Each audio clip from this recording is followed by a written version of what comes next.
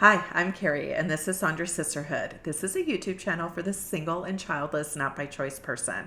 Our video today is as a simple, but not always easy, tip and technique to manage grief triggers. It's important to acknowledge that your journey of childlessness, not by choice, involves grief.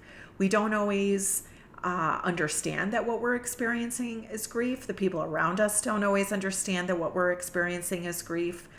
And it's important that you acknowledge this so then you're able to set up a plan on how you can cope. Obviously, it all depends on a lot of different factors in terms of how well a certain coping skill works. And it's important to have a real wide variety of different coping skills because different things help you at different times. And we can sometimes get bored with them too. So it's good to kind of change it up and have a refresh on them. If you would like more ideas about coping, I have some videos in my channel, and I'll link one of those at the end of this video. So, how can you manage some grief triggers without getting stuck in that grief for the rest of the day? Here's what I'd like you to do. When you know that you're going to be potentially around some triggers, that you might feel that little twinge or that little ache, and knowing that if you experience multiple of them in a row, that you may be more susceptible of starting to dive, right? And starting to get really stuck in a spiral of negative thoughts around it. Here is a plan for you. So in the summertime, I think we are in a setting where we're more likely to be in this situation. I think the holidays are kind of another time for that. We're more likely going to be out and about, meeting new people, going to weddings or wedding showers or baby showers, or experiencing people putting announcements out there. So here's going to be your plan when you feel triggered around that. I want you to, if on your phone, there's the Notes app.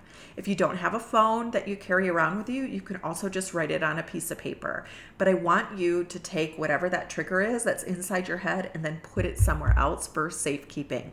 We want our brain to be able to trust that, you know what, I can release this trigger and I'll get back to it for later. Instead of our brain thinking, I need to keep telling her about her trigger because I don't want her to forget. Right? And now it's just reverberating in our head. No, instead, we're going to put it in our phone in the notes section.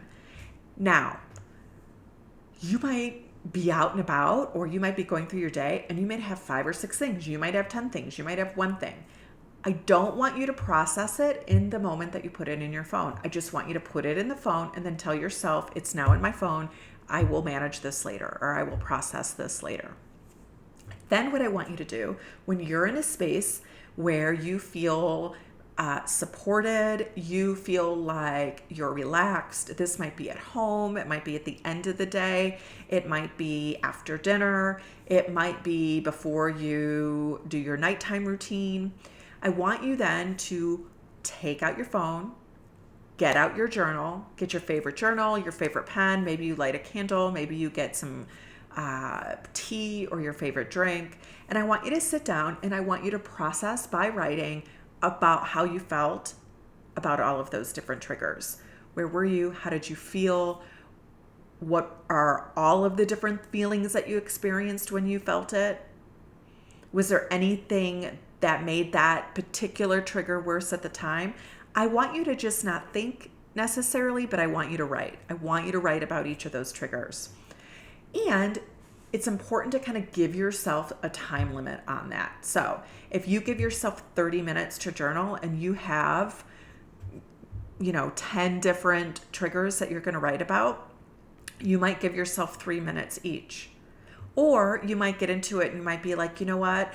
I have 10 different things I'm going to write about. 3 of them are a little quicker, but I'm going to go a little bit deeper around this one trigger that really impacted me a little bit more. The important aspect of this tip, this part of the tip, is that we have a container around it. We have a time frame around it. Some people might think they need 15 minutes, some 30, some 45, whatever that is. It's okay if you don't need all of it. There's no magic sort of time. Whatever works for you is what I want you to do. and you might have to do some trial and error around it. So then when you feel like you have written in your journal about those triggers, I want you to have a closing statement that works for you. Maybe this is a quote that you find inspirational. Maybe this is reminding yourself of the supports that you have.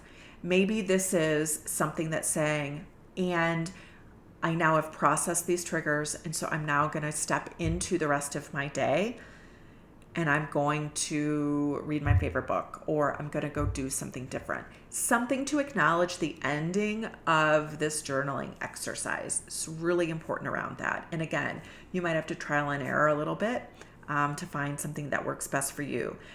The purpose of it is to signify, and particularly to our brain, that we've now processed this and we're going to close this down. And then tomorrow you rinse and repeat, right? You can do it again.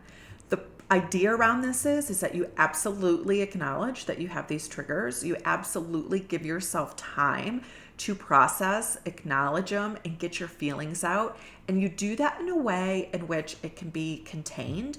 So then your brain knows we've processed those, we're ready to move forward and not get stuck. If you try this, let me know how it works for you.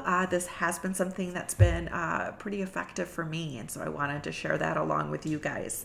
Let me know what you think, and subscribe to Saunders Sisterhood for videos for tips and techniques for those who are single and childless, not by choice.